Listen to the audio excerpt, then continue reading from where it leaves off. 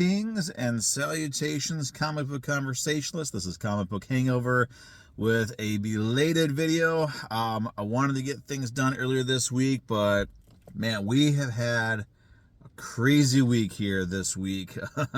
In my town, in my home, just everything's been crazy. I see here, Torin and I started school this week.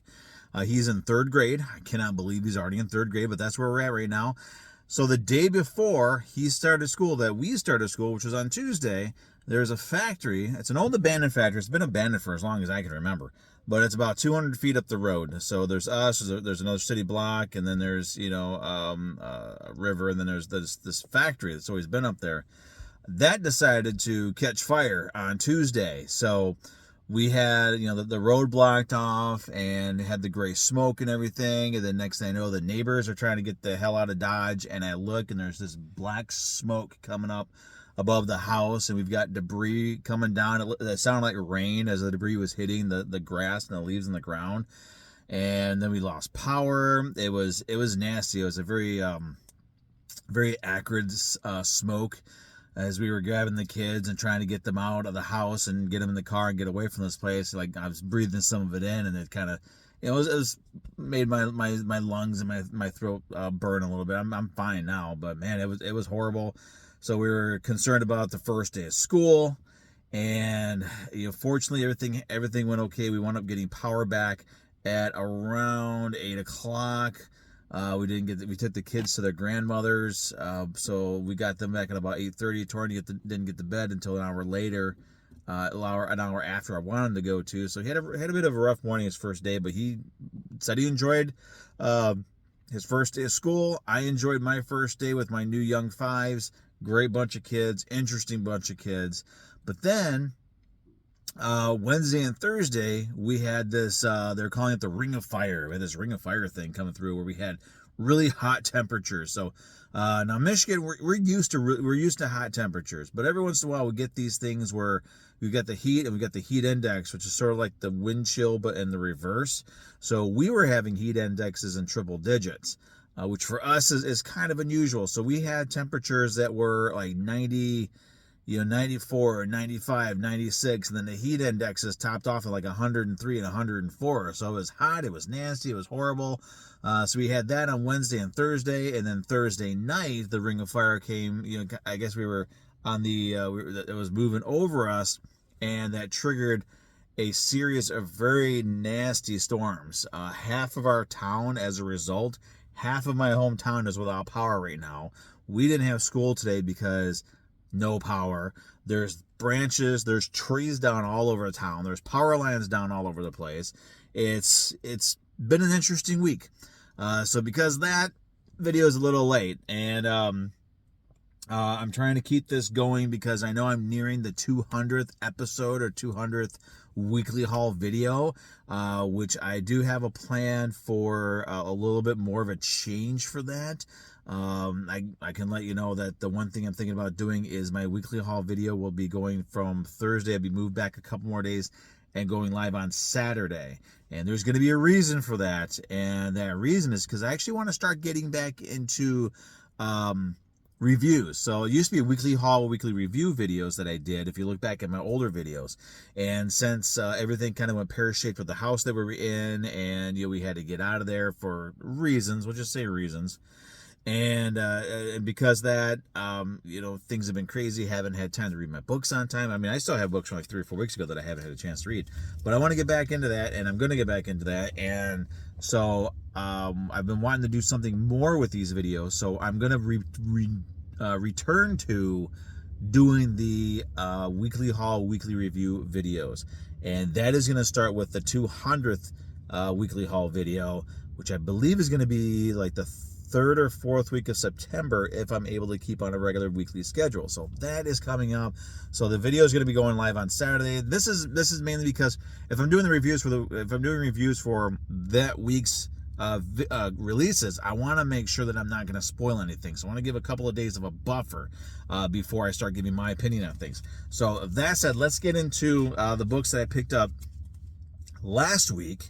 And we're going to start with this one here. This is another book that I won from my LCS. I've been winning quite a few of them. I'm quite happy with myself. But this is Fire and Ice #1 from Dynamite. Try to get that glare off there. Okay. Fire and Ice #1 from Dynamite. Not really a book that I had much interest in, but if I'm going to have a copy of it, I'm going to check it out and read it. I may not pick it up on a regular monthly basis or bi-monthly or however it's coming out, but I'm going to check out the first issue and see what that is like. Sorry, had a bit of a yawn. It's been, like I said, it's been pretty crazy. So the regular books that I picked up last week are Ghost Rider #17, Weapons of Vengeance #2, and of course we do have these tribute corner boxes for John Romita Sr., who passed away. I do like the idea of corner boxes being on my comics again. Sad about the reason that they're doing these corner boxes, but it's a nice it is a nice tribute. Now, the poster that I mentioned a couple of weeks ago is actually of this. This is what the poster is that I got a couple of weeks ago that I talked about. I believe I said it was for the Ghost Rider Wolverine Weapons of Vengeance Omega cover. It is actually this cover, which is a great cover, but I still, when you have this old school Johnny Blaze there, when it's Johnny Blaze from the 70s, the original run. One thing, you guys at Marvel, you newer people at Marvel who clearly are very versed in this character, he did not have a chain. He never used a chain back in those days. And I did read this. It's an interesting story. It kind of goes back and forth. But he uses a chain when he was, the Zarathos Ghost Rider. He didn't do that. It's like Ghost Rider with Marvel. They don't know who that character is anymore. And they don't know the power sets for the different Ghost Riders. And every time they make Johnny Blaze a Ghost Rider, they give a new power set. Then they go back and they retroactively change it in the past. And it's like, no, let's keep a solid continuity, because you're screwing this character up royally by having multiple Ghost Riders, by having where every culture throughout history has had Ghost. Well, you have somebody in like the BC era riding a flaming woolly mammoth is the dumbest thing I've ever seen in my life. But it is what it is. It's just absolutely ridiculous and stupid. But I'm still liking having a Ghost Rider book. Just have some consistency, Marvel. Have some consistency when you're doing this character, because there are those of us who are fans for a long time who have actually read the older stuff and know what that Ghost Rider is. And all this crap you're doing now is just taking the character down. It's making him just a generic Flaming Skull character. I'm sorry. I just fix it, Marvel. Just fix it. Okay, moving on. We have from DC the Wonder Woman War of the Gods Special Edition #204. It's actually kind of cool that they're reprinting this whole miniseries. I've never read it. I've read, I think I read one of the tie-in issues, one of the crossovers we used to call them. One of the crossover issues was Wonder Woman. I only bought it because it had Lobo on the cover, and it was cool. It was like their first interaction. It was really interesting. So I'm going to pick this up. I haven't read the first issue, so I haven't read this one yet. I'm going to check it out. I don't know a whole lot about the DC universe, especially from this era, but there's some cool characters in here that I like, so I'm going to check that out. Grabbed, and I can't wait to read this. I cannot believe I haven't read this yet. Void Rivals #3. 2 covers. This is the cover that I got, and this is the cover that I'm happy with. So moving on. From the pages of Barbaric, Queen of Swords #2. If you're not reading Barbaric, that is such a great series. It's about this barbarian who is used to raping and pillaging and burning and stealing and doing this really nasty, horrible stuff. He gets cursed, and he has this battle axe that's cursed, and it's kind of like sort of like Smiley from Evil Ernie, back when Evil Ernie was good, meaning the Chaos Comics days. And so the battle axe can talk to him, and he's the only one that can hear it, but now he's cursed. And so his curse is, if somebody asks him for help, he has to do it. He has no choice. He has to do it. And so it's really interesting. You've got this guy who would rather be out there raping and burning and pillaging and robbing and murdering, but he has to help people, and he has no choice. And the battle axe is cool, because the battle axe is kind of a smart ass, but when he's using it in battle and it starts getting covered in blood, it gets drunk off the blood, which is great. But this series here, there's a spin-off series, and in the last one, I think it was Barbaric Hell to Pay, they introduced some more characters and some female characters. This miniseries here focuses on those female leads, and they're really great characters. It's a lot of fun. I'm really enjoying it, and I'm having a blast with Barbaric. The last one I picked up last week was one of those books I needed to sort of like round it up. I'd like to have it rounded. So we've got X-Men Days of Future Past Doomsday #2. I grabbed this variant cover. I didn't like the regular cover or any of the other covers there. This one I like because this takes place. It's a lead into Days of Future Past, which anybody who's worth their salt in comics knows what Days of Future Past is and knows what the impact that story has in the X-Men line of books. So I wanted to have a cover that sort of reflected that era and reflected that energy and excitement from that era. So that's the cover that I picked up. Now those are the books that I picked up last week. So the books that I picked up this week are as follows. We have Daredevil and Echo #4. This wraps up this miniseries. This time sort of, it's another one of those books that goes back and forth from time. Marvel seems to be doing that a bit, and they're doing a pretty good job with it. I mean, it's, we got the past and the present, Matt Murdock's ancestor, Matt Murdock present. The story is written well enough to where the two different timelines don't trip over each other. And they did a really good job of that. I'm really enjoying it. And having Demogoblin sort of spotlighted in the last issue, had Ghost Rider in it. I don't know if he's in this one, but I don't care because it was just a really fun read. I really enjoyed it. Speaking of Ghost Rider, Fantastic Four annual, the 2023 annual, has Ghost Rider versus the Human Torch. This is part of this, what are they calling it? Contest of Chaos. It has something to do with the Scarlet Witch and I don't know if it's supposed to be Agatha Harkness, but she's, I guess because Agatha Harkness is younger in the MCU, and because Marvel is beholden to the movies and would rather, instead of the comics have their own thing, they have to follow the movies. They've de-aged Agatha Harkness in the comics, so she doesn't look as good as she used to. I always liked the fact that her look, her aged look, reflected the stuff that she went through and the history and the knowledge that she has. And it also kind of made you think that maybe there was something, when she was involved in things, that she had a game of her own that was going on. But now she's just, some rando chick, whatever. But Ghost Rider versus the Human Torch, I can't wait to read that one. That's going to be a lot of fun. Probably the most entertaining book that I picked up this week is from Antarctic Press. It sounds familiar. But this is Cocaine Kaiju, and this is a one-shot, $5 book. Yep, it's a one-shot, $5 book. They did a sketch cover variant, which is kind of interesting because if you look right there, actually right there. See that? Sketchbook. So this cover is the only picture that's in this book. This entire thing is a sketchbook, and I had no idea that that's what it was when I pre-ordered it. And when I heard about it, I was like, well, you know what? It still has sort of a legendary Godzilla type monster on the cover. I'm still going to pick it up. Whether or not I do anything with the sketch stuff inside of it is to be determined. But as it stands now, I'm really enjoying it. Actually, here, let me show you. So this is what the whole book looks like, just like that. So if you see this, make sure you know that what you're buying is actually a sketchbook. There is no story in here. There are no characters, nothing. This is 100% a sketchbook. So I'd hate for somebody to buy this thinking they're getting something cool, sort of like Cocaine Bear, but with kaiju, and then getting home and opening up and realizing it's just a sketchbook. So it is a sketchbook, so you can have, do some fun stuff with it.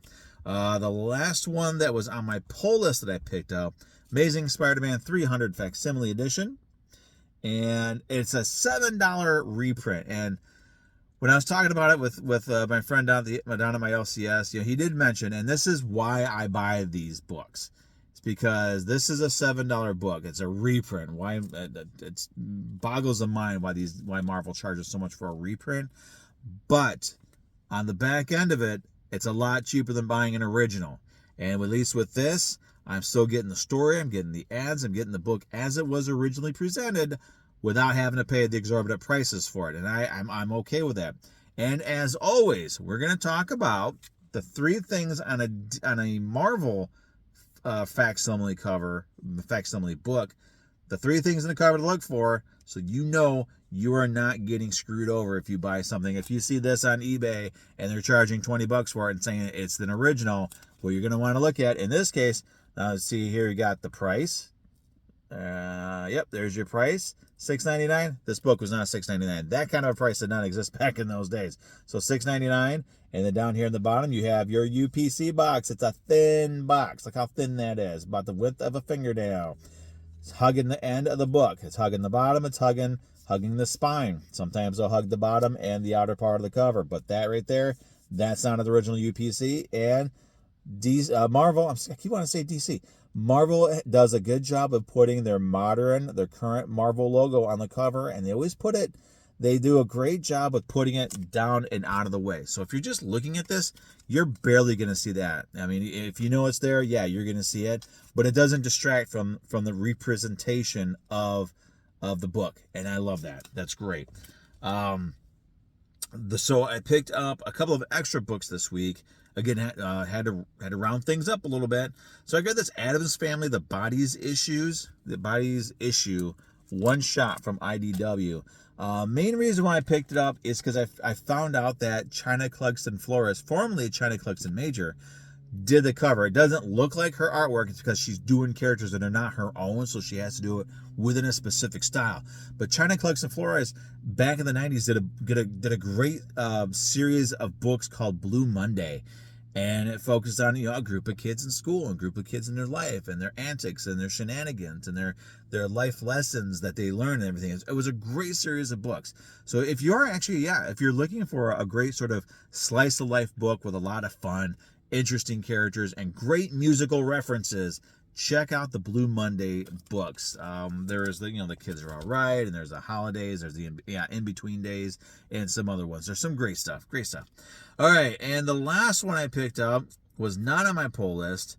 It's from a series that I dropped a long time ago because I didn't like the way that they were doing some of the characters, and that is Mighty Morphin Power Rangers number 111. The reason why I picked this up is because we got us some Zombie Rangers covers, and so I decided, I love these covers.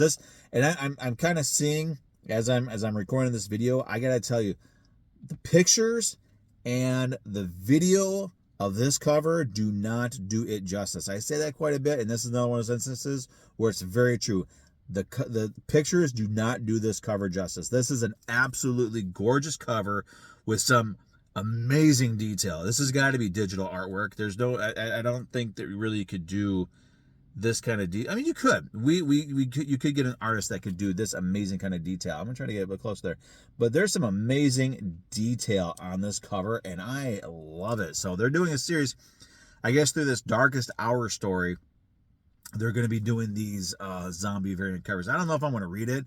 I kind of flipped through it, and I guess Rita Repulsa is not Rita Repulsa anymore. It looked like Zed was a Power Ranger, and it's just, everything is really different now. So I don't know what the hell's going on.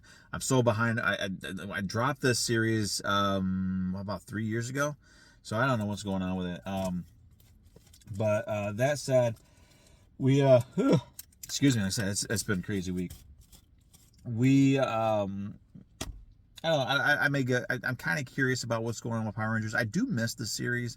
It's just when they started doing the whole, pronouns and this whole, it's called social justice nonsense or woke mentality. I lose interest in that, because that's not why I read comics. Comics are supposed to be escapist entertainment, and you can't have escapist entertainment if the writers are putting their own personal politics and their personal opinions in things. And I know they do that a lot. I know they're going to do that anyway, but let's not make it so, let's not put on the end of a sledgehammer and hit me in the face with it, is what I'm trying to say. All right, so that said, we're going to do cover of the week is going to be this Power Rangers cover. It is absolutely gorgeous. If you see this in an LCS, definitely, if not buy it, at least pick it up and take a look at it. This is a gorgeous cover, Beautiful cover. This is definitely going to be one that I'm not going to get rid of. I got rid of a lot of my Rangers books. I still got a few more to get rid of, but there's only a handful that I kept, and this is going to be one. I'm going to see if I can get all of them. If I can get all of them, it's going to look great. I'm thinking about putting them in frames or something and hanging them up on my wall, because that's just absolutely gorgeous. So that said, everybody, have a great weekend, rest of your weekend, upcoming weekend, whatever it is when you're watching this. Again, sorry for the delay. We had an insane week with the fire, with the heat, with the storm, and the power, and it's all this nonsense going on. But I hope everybody out there is staying safe, staying cool, and enjoying your comics. And I will see you all next week with another batch of books. And don't forget, in a couple of weeks, this whole thing is going to change again, and we're going to kind of go back to basics with something new. We'll talk to you later. Have a good one.